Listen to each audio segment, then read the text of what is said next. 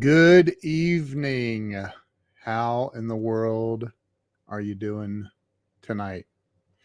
So tonight I want to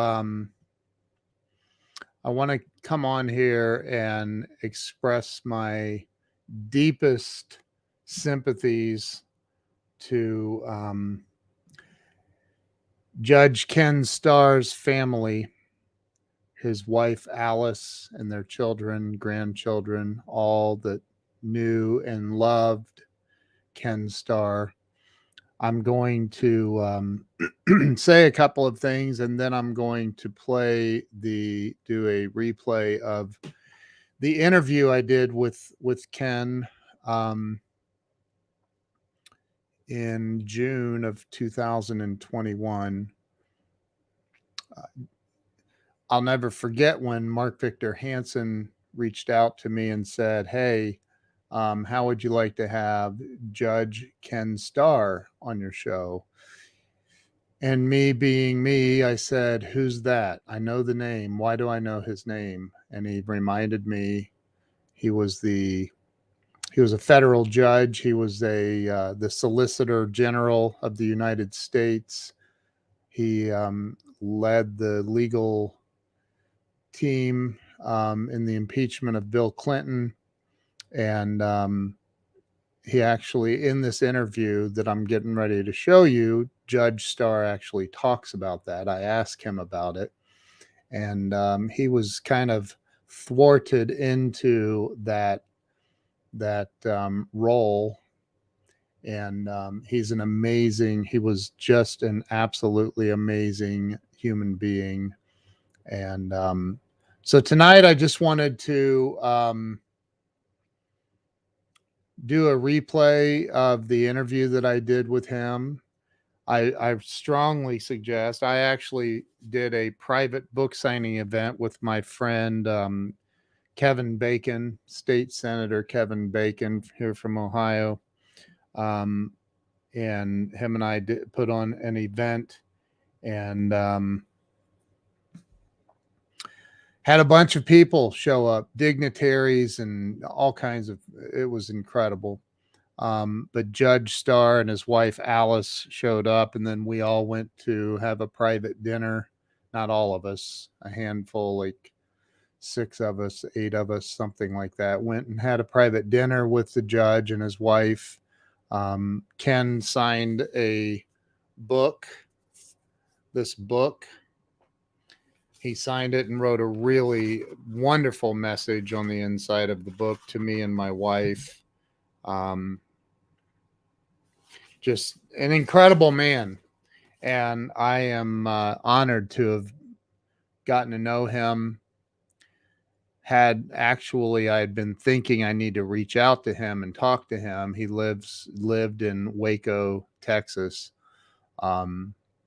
Many may recall that he was the president of Baylor Law School at Baylor University, or I'm not sure what the title was, but he accomplished some amazing things in life. And you'll see in this interview that he is an incredible, jovial, funny, hilarious man that just passed away. And so, in memory of Judge Starr, please be respectful. If I see any comments come up that are disrespectful, I will delete and block you, just so you know. So, this is in memory of the great Judge Ken Starr. And I hope you enjoy this. It was an incredible moment in my life to get to meet him and know him. I actually have a voicemail saved on my phone from Judge Starr. So here is the interview. Check it out. I will end this live stream directly after the interview. So pray for his wife and his family, and Judge, may you rest in peace, and hopefully the world continues to live your legacy. And thank you guys, all of you, anyone watching. Doesn't look like we have a lot. I think I'm being shadow banned right now. Imagine that. Anyway, enjoy this interview. Much love to you all, and we will see you all very, very soon. I want to bring Judge Ken Starr to the show. Judge, welcome to the show. Oh, thank you, Ken. So good to be with you. You know, I did a little personal survey, and it came back that you have the #1 best first name ever. Yeah, a very objective survey, very scientific. Subjectivity eliminated. Yeah. I knew with a name like that you had to be a great guy. So I'm very grateful to our mutual friend Mark Victor Hansen for introducing us. So yeah, somebody in the comments says 2 stars today. That's awesome. So Judge, I'm just gonna say we love Mark Victor Hansen, so forgive my interruption. So no, please interrupt anytime you want. So you know, I started the show about 3 years ago, and it was literally to help people get unstuck in life, because we all go through trials and tribulations, and some people don't know how to get unstuck, and I've been there. I know that. And so, you know, why don't you, if you wouldn't mind, just give a little bit of background on where you were born and raised? Yeah, I was born here where we live in Texas. I was born in North Texas. My father, my late dad, was a bivocational minister and a barber to really make ends meet. But I grew up in San Antonio. We moved to San Antonio, my beloved hometown, when I was going to 3rd grade, and I went through high school there. So I'm a native Texan, 6th generation on my father's side, then went off to school, graduated from George Washington. I was encouraged in high school by my counselor to go to Washington, D.C. I tried to go to Princeton, didn't work out.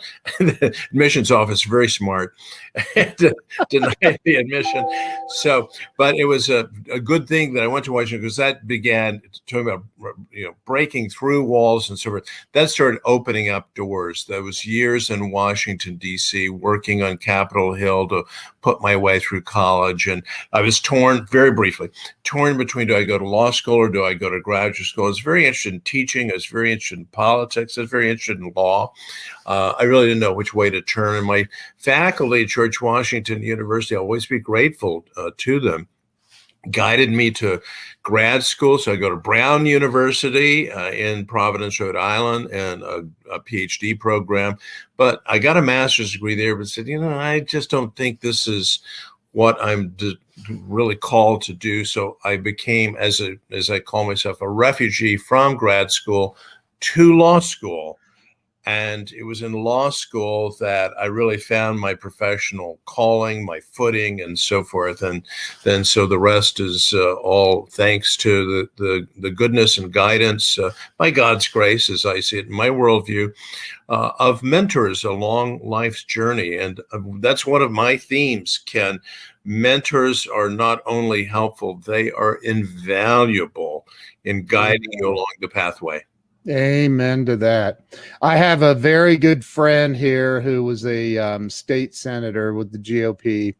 That he said, I called him. I said, I have Judge Ken Starr coming on. He's like, I met Judge Starr several years ago, and I guess you shook hands and gave him your book or something. But Kevin Bacon. But yeah, very good friend of mine. But so you know, as you, I often wonder, because as a kid, a teenager, for me, I really thought. Now, I didn't end up going to college. I went to the University of Hard Knocks. But the, you know, I do remember I obsessed for a while about wanting to become an attorney. I always thought I would be a great attorney. What was it? Was there something in your childhood or upbringing that made you think, man, I'm going to become an attorney someday? I was interested in history as a kid. As a very young kid, I loved history. You know, growing up in San Antonio, the shadow of the Alamo, history is just around Yeah. you. The history, the glorious history of Texas, etc.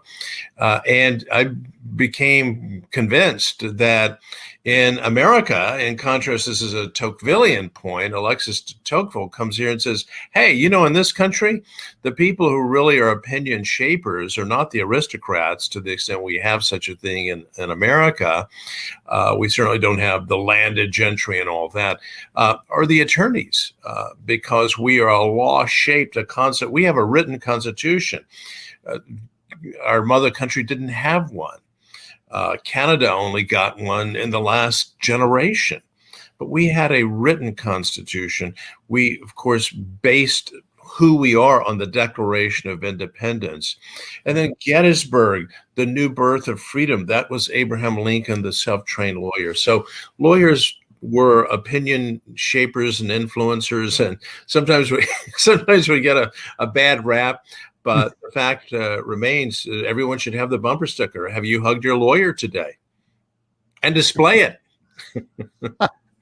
I agree. Totally agree with that.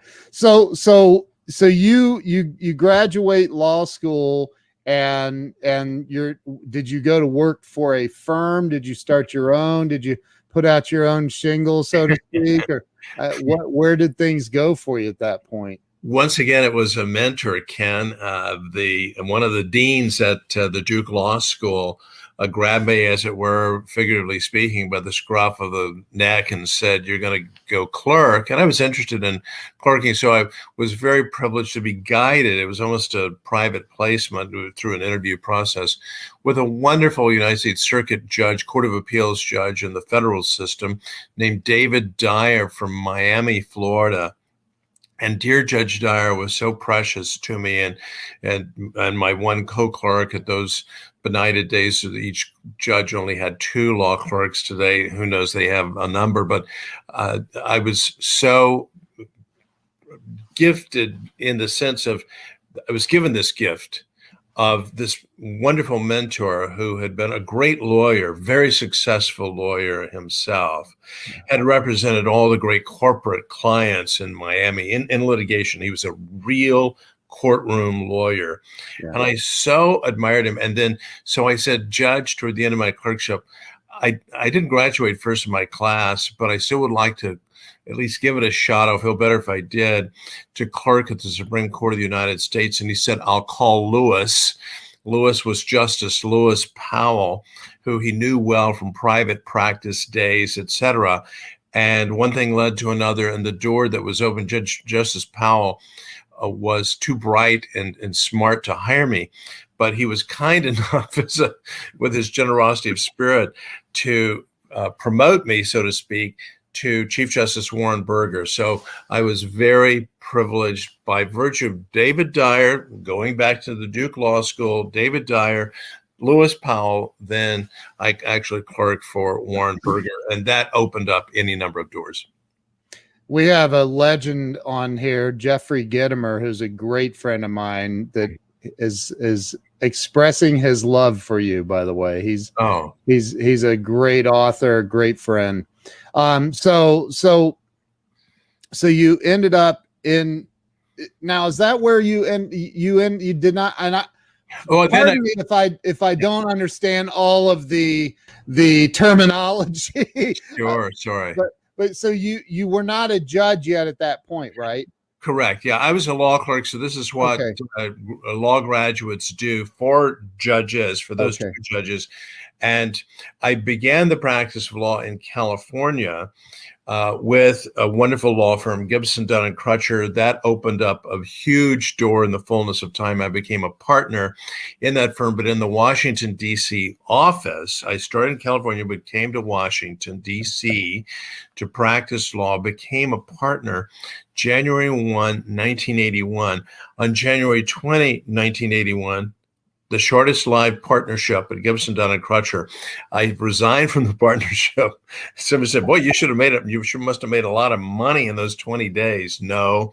And I became chief of staff to a Gibson, Dunn & Crutcher partner from Los Angeles, William French Smith, in the Reagan administration.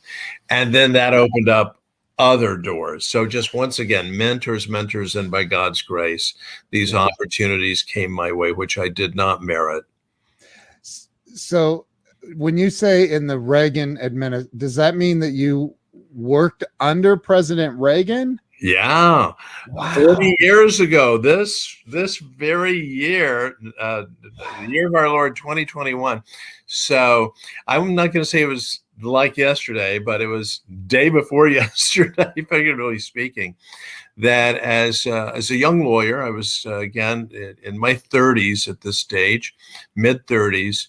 And happily married, two children at the time. A third was destined to arrive, again, by God's grace.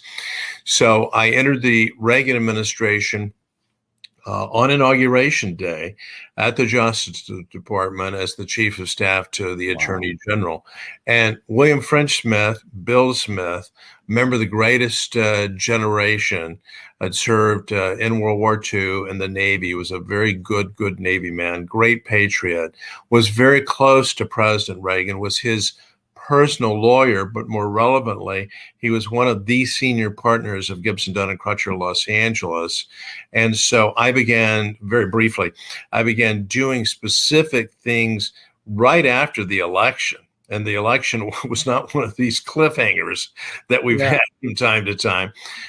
President Reagan won handily, so it was very clear. And it also then Bill Smith, the future Attorney General, was serving in Los Angeles as the head, it was called the Transition Advisory Committee at our law firm. So President Reagan would come in from Pacific Palisades and operate out of our law office. We're very proud of that. I mean, I think even the Democrats in the firm were, boy, this is pretty special. Wow. And also, President Reagan had been such a popular governor. I mean, not uncontroversial. He had controversies, but he'd been a very popular governor of California, overwhelmingly reelected. The guy won elections, right? He sure did. And everybody loved him. Right. You could disagree with him, but how could you dislike him? He was not, shall I say, a divisive figure, other than some of the Eastern press would take their shots at him, that he was cruel-hearted and these other very mean-spirited and blatantly wrong accusations. Yeah, I knew President Reagan. I was not an intimate of him, but I knew him well. And he was such a good human being. Right. And he cared deeply about this country. And hopefully every president cares deeply about the country above self. And that's the kind of person Ronald Reagan was. And Bill Smith reflected that as someone who, as I say, had served in the Navy during World War II and just was a great patriot and a friend of freedom. Yeah. I've often said Reagan was the best president we've ever had. My opinion, of course. I think a lot of people share that opinion. Yeah. So you actually got to, I don't know if this is the right term or not, but hang out with President Reagan and have conversations. Yes, not very many. Now, I don't want to exaggerate because first of all, I was off in the Department of Justice, which is 10 blocks away from the White House.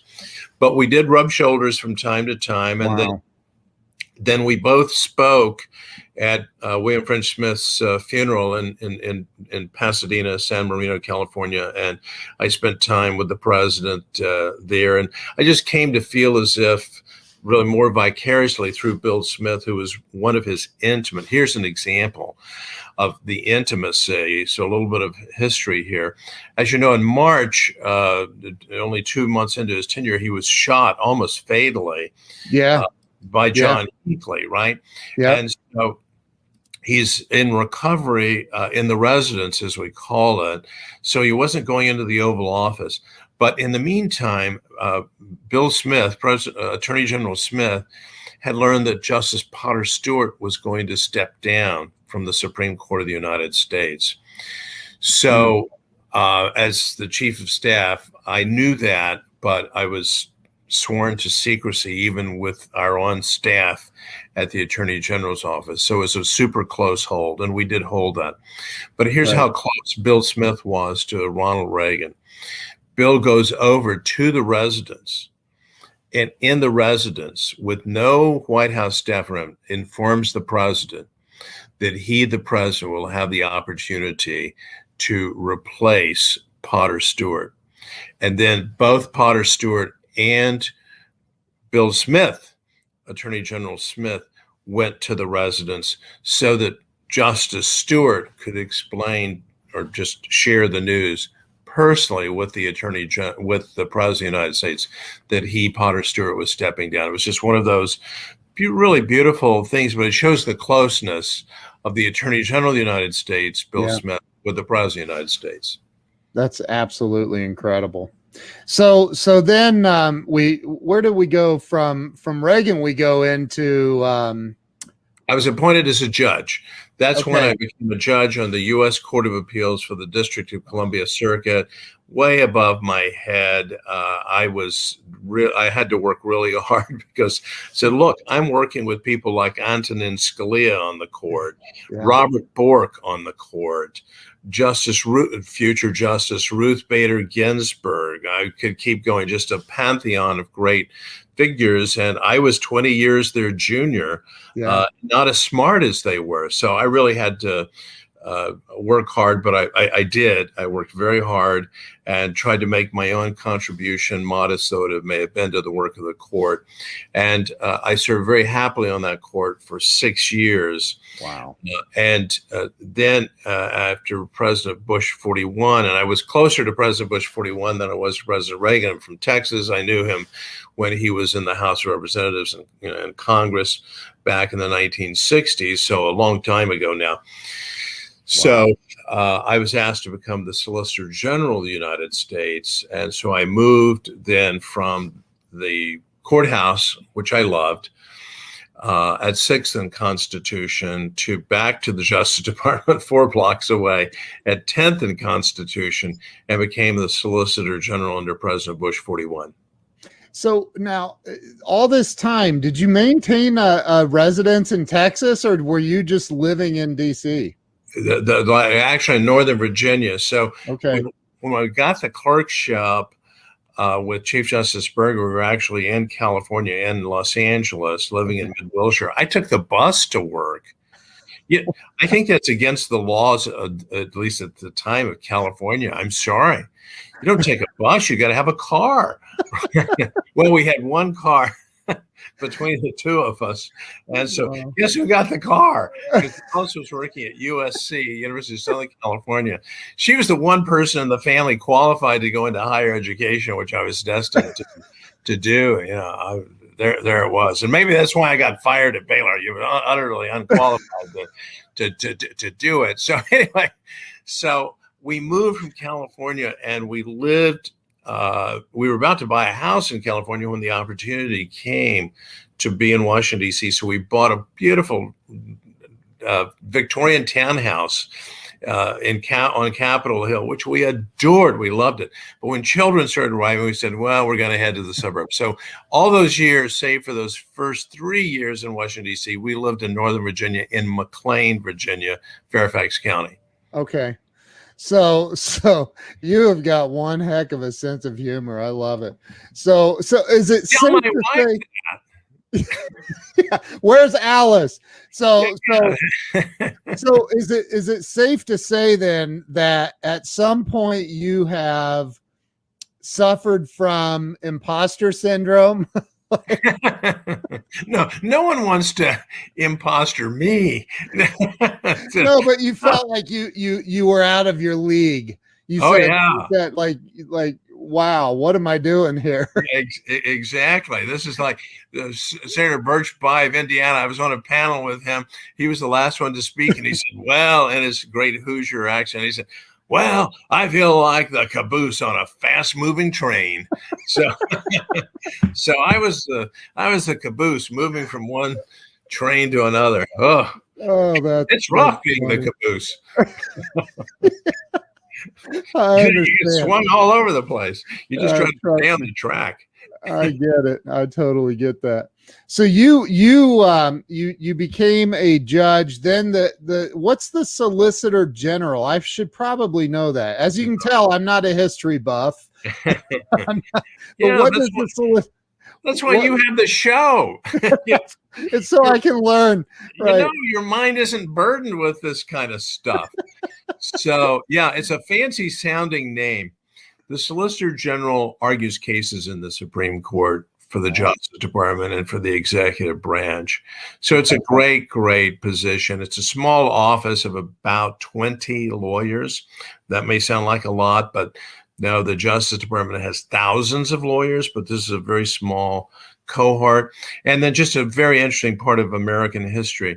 The office was actually created in 1870 in the aftermath of the Civil War, during the Grant administration, when the legal responsibilities of the Justice Department, especially with respect to Reconstruction in the South, just skyrocketed. So the Attorney General essentially said, and President Grant was a very, very smart guy, underestimated by much of history, but Ron Chernow's recent fantastic biography on Grant shows what a really fantastic person he was. He was ill-served in the government by some crooks around him, but he was a person of integrity. Anyway, he knew we've got to have infrastructure here. And so the Solicitor Generalship came into being in the law of 1870, and it's been, the responsibilities have changed somewhat, but the primary responsibility, the most visible responsibility, is to present cases in the Supreme Court of the United States. And that's an is that an appointed position? It's Yes. not elected.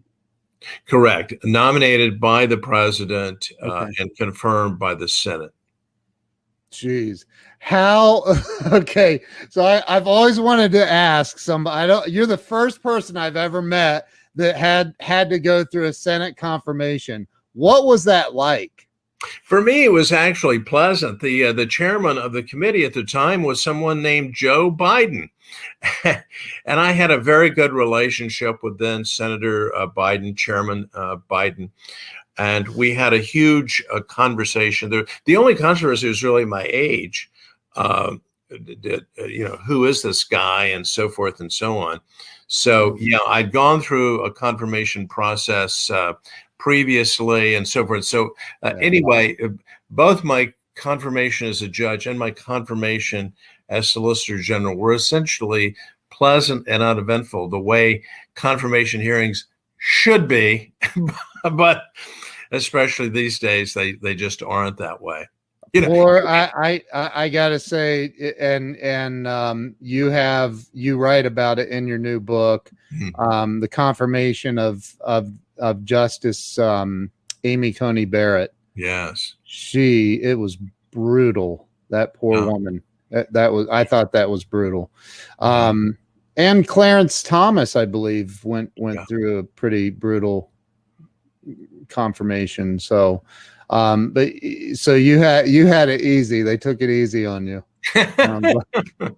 Well, as I say, when I was going on as judge, really the only controversy, happily, there were no skeletons in the closet. Yeah. And so there was nothing to, and it was also during the first Reagan term. And, if a president has a mandate, and President Reagan had a mandate, then the other side just doesn't mess with it, right? Just say, okay, let's just go forward with this. But when I was being confirmed as Solicitor General, the Democrats were in charge, elections every 2 years, right? So the Senate had flipped. There was a Republican Senate when I was nominated to go on the Court of Appeals, but there was a democratically controlled Senate when I was then nominated under President Bush 41. And it could have been acrimonious, but it wasn't, because I was a judge and I'd served for 6 years. So I no longer had the youth. I was in my early 40s, so still young, but as in my profession at the time viewed as still young, but I had a track record on the Court of Appeals. I'd had a non-controversial record as chief of staff to the Attorney General, even though there were controversial issues, Sure. lots of controversial issues in the Justice Department during my 3 years of service. So, yeah, I did not have to go through the brutal experience of so many nominees, including, obviously, above all, Justice Thomas, who was treated in my judgment, very unfairly. I will second that. I concur. So it's amazing to me because although you're a judge, you're being appointed by politicians. I mean, right? And these are, career politicians. Some of them, they've been in Washington for a long time. So, right. How is there any? I know people that work in the federal system, and it seems like there's always a shift when there's a shift of power. Like, yes. Oh, my job's no longer there. Was there any of that going on for you where you were like, there's a new administration coming in and what's going to happen to me? Well, that's exactly right, because I was serving under President Bush 41, and I loved serving as Solicitor General. I enjoyed arguing cases in the Supreme Court. I was arguing cases in other courts of appeals across the country, federal courts of appeals, not in the state courts, and enjoyed that greatly. But we have these things called elections, and the election of 92 brought in President Clinton. You'll recall Ross, well, you're too young, but Ross Perot ran. I remember Ross Perot. Yeah, Ross for Boss, right? 1992. Yeah. And he took, for a third-party candidate, a huge swath of the vote, the most since Teddy Roosevelt and the Bull Moose movement, when Teddy Roosevelt fell out with President William Howard Taft. And that, of course, had cost President Taft the election in 1912.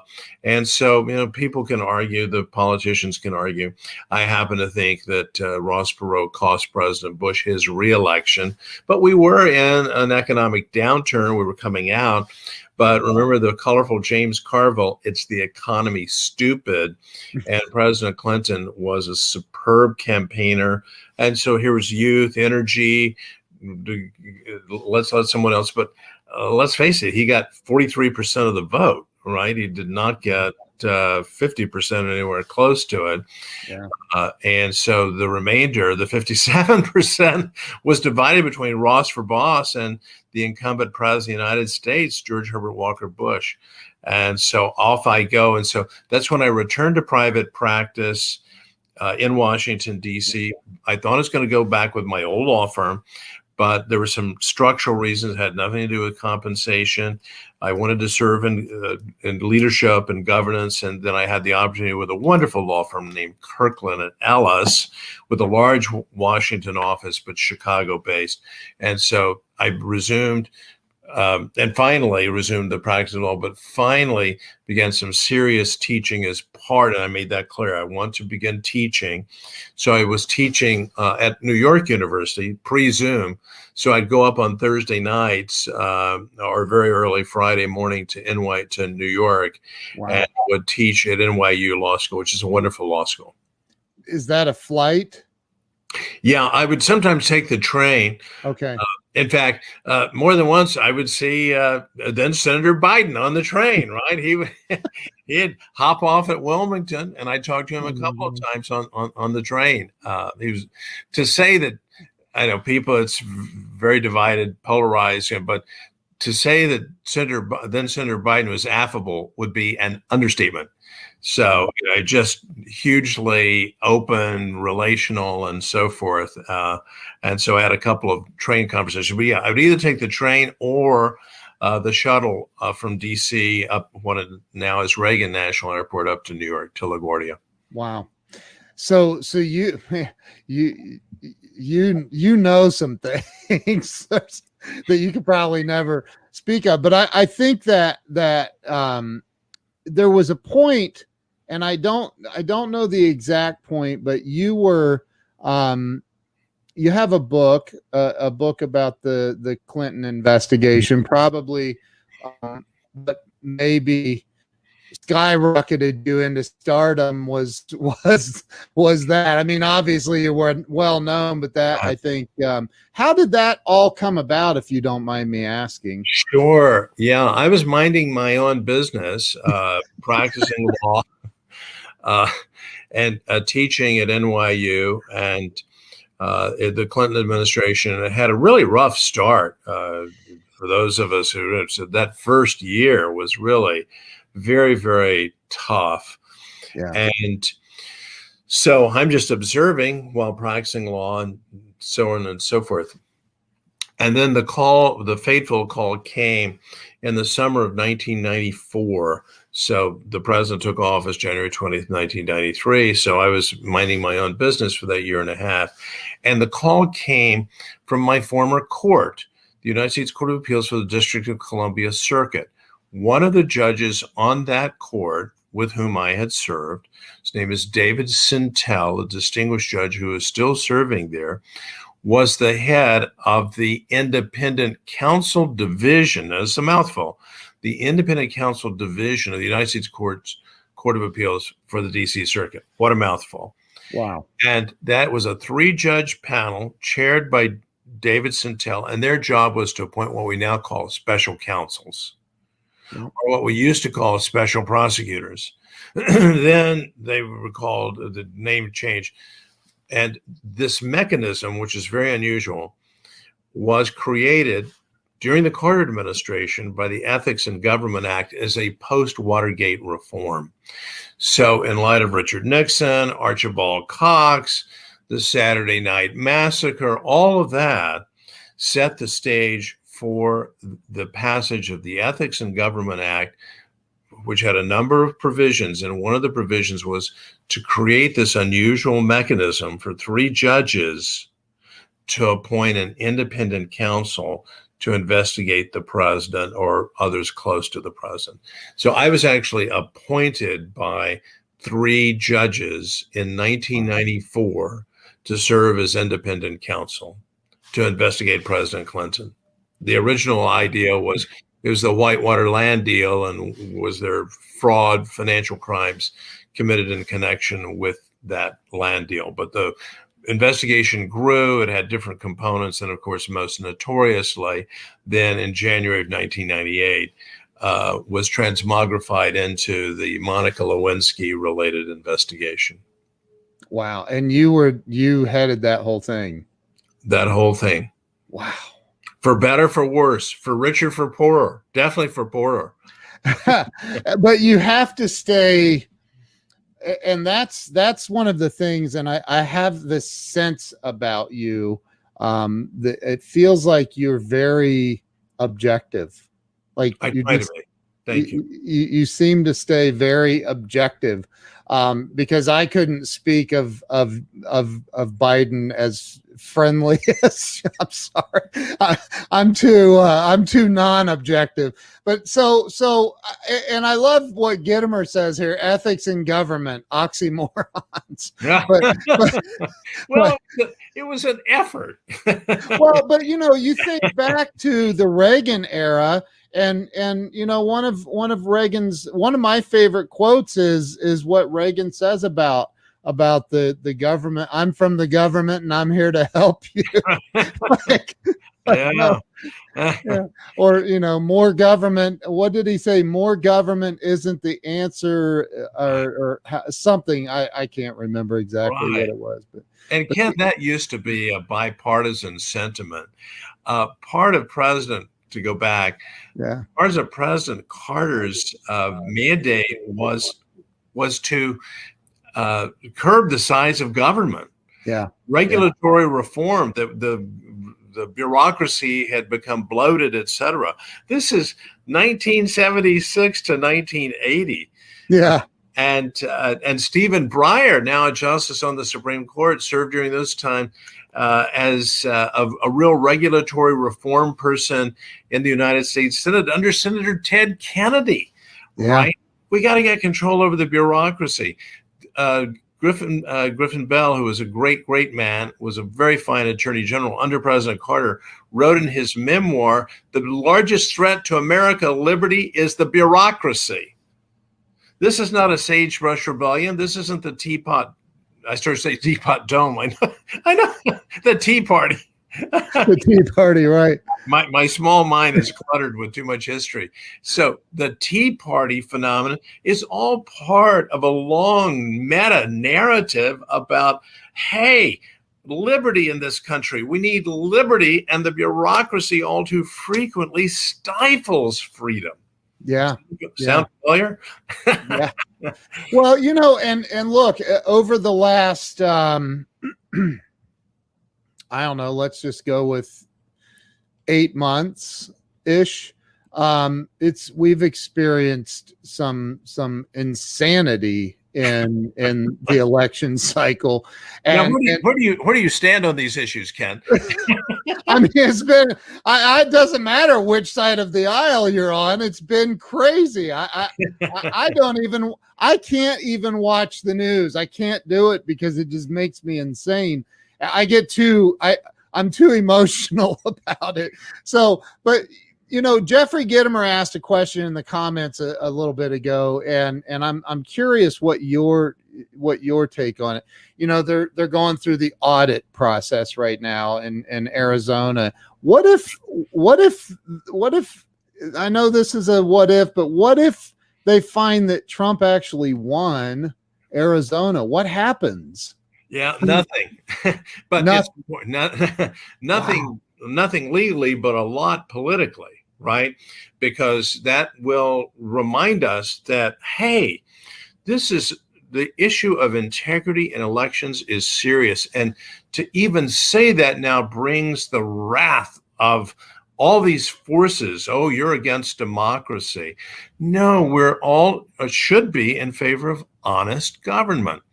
And after the narrow election in 2000, a bipartisan commission was created, chaired by Jimmy Carter and by former Secretary of State Jim Baker.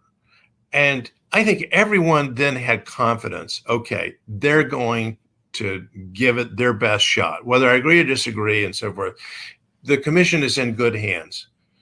And it sure was. And guess what? One of the things he said was, watch out for what we now call mail-in ballots. Absentee ballots will give rise to potential. They didn't say it is always bad, but it gives rise to the potential for fraud. Don't we care about honest elections? So I think if the Arizona audit, and it's a big if, said that the election was actually quite different, the election outcome, and President Trump won that state, it'll be a real wake-up call for fair-minded people. Fair-minded people, we've got a problem. We need to address that problem.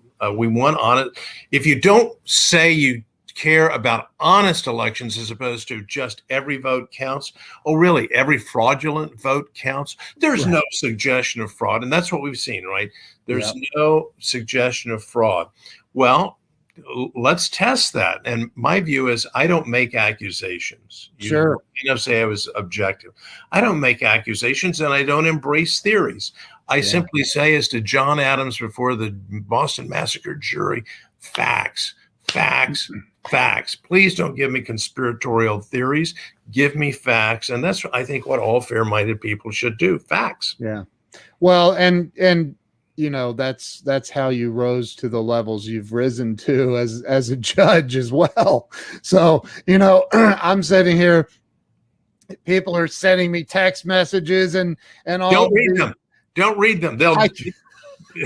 It's bad for your blood pressure. I know. I'm like, now I have to eat more broccoli. Thanks. Yeah. But, no, that gives you gas. Don't do that either. That's really bad. So, I mean, and yeah, there's a lot of what ifs, but I think that there's a lot of the states now looking at a full blown audit on that, and it'll be interesting to see what happens because I think I really think that there's let's just go, we'll say 75 million or so people that are like, what happened here? This Right. something doesn't feel right. But so I want to talk about your book, and I'm going to hold it up and show everybody Religious Liberty in Crisis. By the way, I'm an Amazon influencer, and this book is in my Amazon store. So you can go to kenwalls.shop. It's there. And so what, and we could talk about the Clinton book that you wrote as well if you want, but and I know there was a little story behind that if you care to share it. If not, we can talk about this. But this book is phenomenal. It's absolutely a wonderful book. I'm almost finished with it. It's one of those books that you can't read it super fast. For me, I'm not the history buff that you are, but I found it so interesting. All of the cases, especially Supreme Court cases that you bring up, and it's incredible. So what made you decide to write this book, Religious Liberty in Crisis? And thank you, Ken, and thank you for saying the kind things about the book. In a word, pandemic. When the pandemic hit and the governors in some states, obviously not all, began issuing these very sweeping orders in the interest of public health. And we're all, of course, public health governors, mayors appropriately step in a public health crisis. Yeah. But I was deeply concerned about the way churches and other institutions were being treated in what I thought was really an unreasonable way, an unfair way that was really not required by any means. I'll give a very specific example, which I think brings it home. The governor of Nevada issued an order that permitted Caesar's Palace and the other casinos to operate 1/2 capacity, but prevented churches, synagogues, and so forth from operating with more than, or worshiping, gathering more than 50 people, no matter how large the auditorium or the sanctuary. And no matter the fact that these churches, and so many of the churches are very large churches with very large facilities, were scrupulously abiding by social distancing, mask wearing, and so forth. They said, as we say, that ain't right. So I began thinking more systematically about the book, writing a book, and did. And so Religious Liberty in Crisis was generated by the pandemic, but it has a much broader focus. And thank you again for your kind words. I wanted the great principles, identify 6 great principles of religious liberty, to be accessible and understood by every single literate American. I wrote this so high school civic students, homeschoolers, or students about to go off to college, and they're going to be facing, especially if they're people of faith, some real challenges to their voice. They may be challenged in the sense of, do I have the courage to speak up when I think that the professor is really completely off base? So this is a book that is essentially dedicated to America's culture of freedom, which, as I say, is now under assault from many different levels, many different officials, many different sources in our culture, including educational sources. You know, I think, in another huge point, because I've read most of the book, is again, you're very objective. It's not just about Christianity. It's about Christianity. It's about Judaism. It's about every religious practice in America, and how, you know, I mean, you use the word government overreach in the book. I saw it here with our church, and I was like, why are we shutting down churches? That seems like it didn't seem right. It just didn't feel right. And that the governor would have the ability to tell a minister to not gather and worship. Well, the governor did not have that ability. At least did not have that ability to issue an order that had the effect of discriminating against churches in contrast to casinos or Walmart. I love Walmart. Ain't got nothing against Walmart, but you can't, consistent with our great principles of freedom, governor or mayor, say, okay, Walmart, you're okay. And here was really kind of, I think this was a straw that broke a lot of backs of the believing community. Liquor stores, essential, right? Marijuana shops where marijuana is legal, you're essential.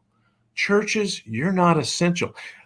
Wrong. The First Amendment condemns that, and the Supreme Court of the United States, and this is part of the hopeful message of the book, time and again over the past 40 years, the Supreme Court has rallied to the side of religious liberty.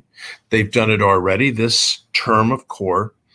We're likely to see, Ken, in the next 2 weeks, another major decision in favor of religious liberty. That's a hope, a prediction that religious liberty will once again carry the day, as it does almost all the time in the Supreme Court of the United States. Now, I didn't say all federal judges, did I? No. All too frequently, the federal judges, the district judges, with all due respect, I love them. And all too frequently, the federal courts of appeals, I love them. I served as one for 6 years, get it wrong. But the Supreme Court of the United States, and frequently by overwhelming margins, we're not just talking about, oh, well, it's just the conservatives versus the progressives. No. One very quick example. It's the first principle that I talk about of the great principles in the book, the principles of churches being able to be free to, I call it the autonomy principle, fancy to, you govern your own affairs. The Supreme Court of the United States unanimously told the Obama administration, EEOC, and the Obama administration Justice Department, hands off. You cannot go after a Christian school in Michigan for firing one of its teachers, even though that firing, if it had not been a Christian school or religiously affiliated school, might very well have violated the civil rights laws. Right. Our civil rights laws are precious. They are very important to us. I am thankful for our civil rights laws.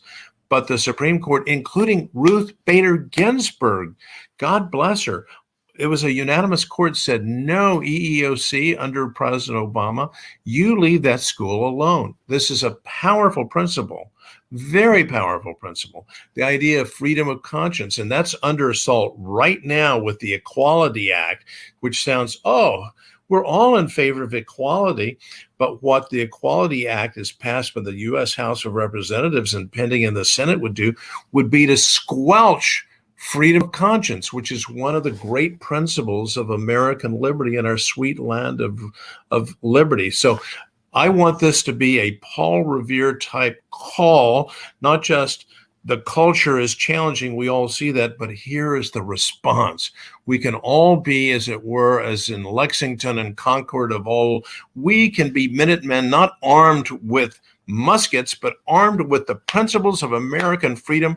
We can march to the Village Green and we can engage the culture, including our own school board members.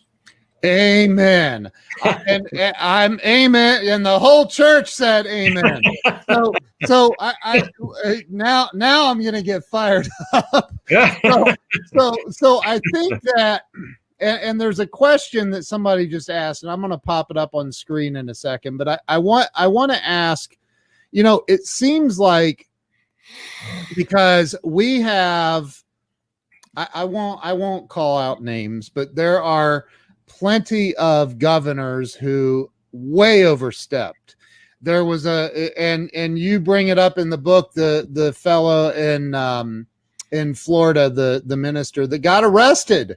And there were more than one. I mean, there were several ministerial arrests that occurred. And it's, here's the thing. There, I feel like even if it's the Supreme Court, because I have another friend that has a Supreme Court thing came down a few weeks ago, and ruling of the FTC keeps overstepping their bounds, and now they're trying to sneak around and pass a new bill through Congress or something that that's, to circumvent what the Supreme Court just ruled on. And so there's all these political moves going on, but it doesn't seem like anybody's getting held accountable. Like, what is okay, yes, bad governor, you shouldn't have done that, but what are the repercussions? Are there any? Yeah. Guess what? Gavin Newsom of California is having to pay, well, not out of his pocket. Right. So unfortunately, it's the taxpayers, doggone it, but is having to pay attorney's fees to the churches that got closed down. Right. Yeah. And that's one of the beauties of federal law, that when these cases are brought and you eventually win in the Supreme Court of the United States, you get the recovery of attorney's fees. Now you say, well, what are the repercussions of that? But they also lost. The point is the Supreme Court of the United States can't lock the governor up, right? But it's a huge hand spanking through you and through other voices. We get the word out. Hey, guess what? And here's a big, big streak. Remember Teddy Roosevelt? Walk softly, carry a big stick. Well, I say speak loudly and carry a big stick. And one of the big sticks is, if now, in light of the clarification of the law on church closures, some governor or mayor does something like this, then that governor or mayor can personally be held liable for punitive damages. Personally. Wow. Okay. Big stick. And all it takes is for the lawyer to send a letter to the governor's council and say, the law is now absolutely clear. If you want to litigate this and you lose, you will have established, here's the beautiful language, a clearly established federal right. The Supreme Court has said, don't treat churches, synagogues, etc. dissimilarly. If you do, boom, you can be hit for punitive damages. That's awesome. That's good news. There's lots of good news in the book, Brother Ken. Trust me, I know. And everybody watching needs to go get a copy of it. Here's the question. So does religious freedom come before public safety during a pandemic? And I have an opinion about that. I'm not sure what my opinion matters, but what do you say? No, first of all, it's not that it comes first. It is, how do we achieve both goals of achieving public health? And you can do that through social distancing and masking requirements. So yes, does the governor have the authority to require people going into church to keep social distancing? Yes, presumptively they do.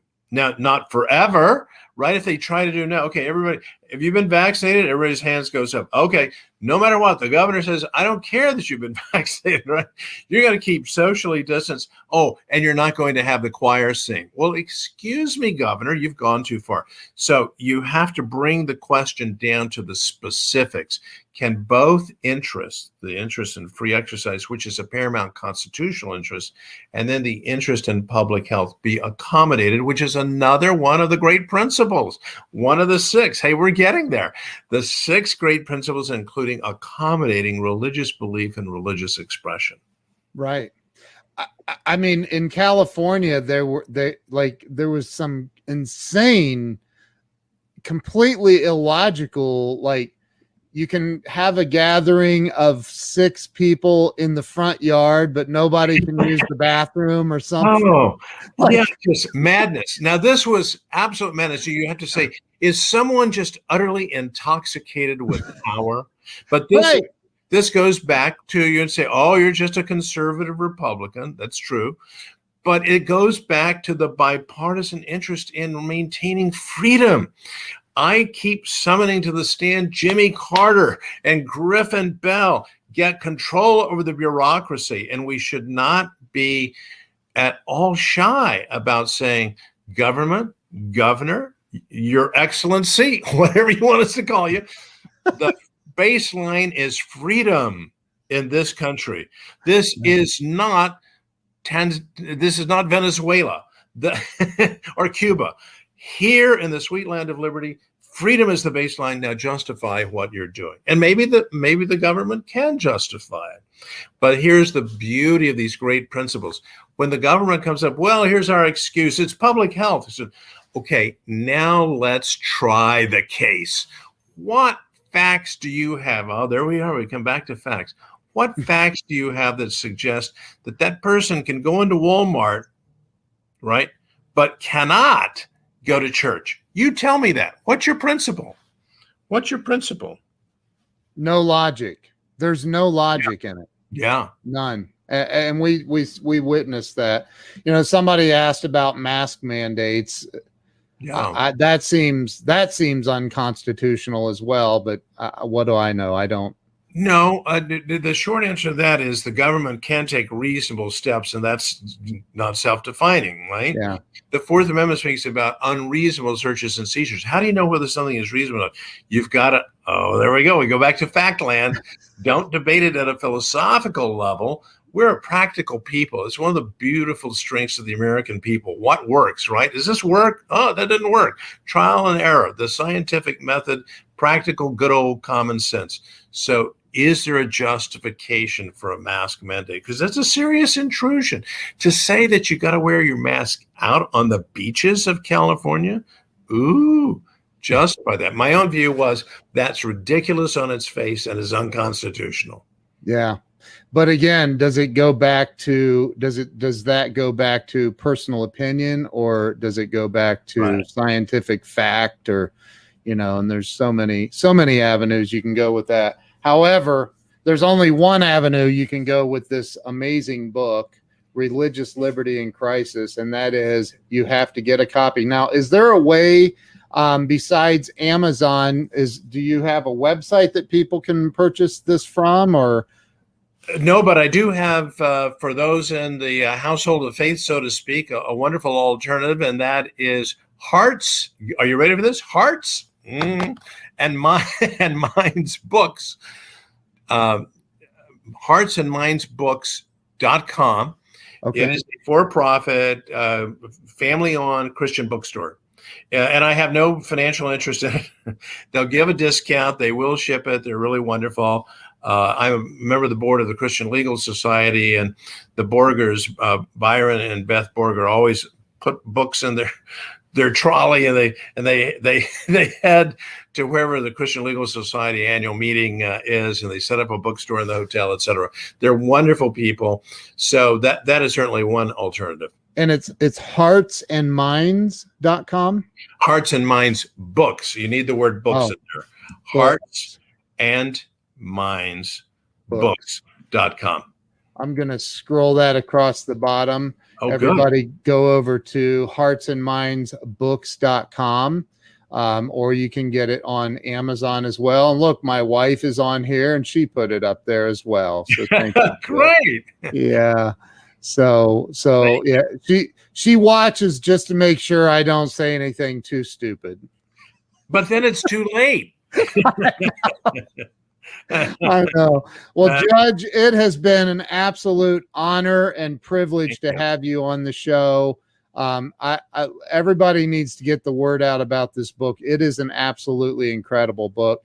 I won't tell, like Mark Victor Hansen, who introduced us, I haven't even read his entire new book yet.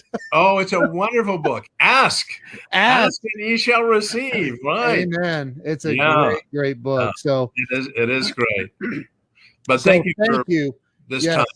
Thank you. And if you would stay with me, just so we can wrap up after I finish the live stream. Thank you so much. It's been a great honor to have you on the show. So stay with me, and I'll chat with you in a second. Everybody have a wonderful day, and thank you so much for watching. And if you haven't, share this out on all of your social media platforms. Thanks so much.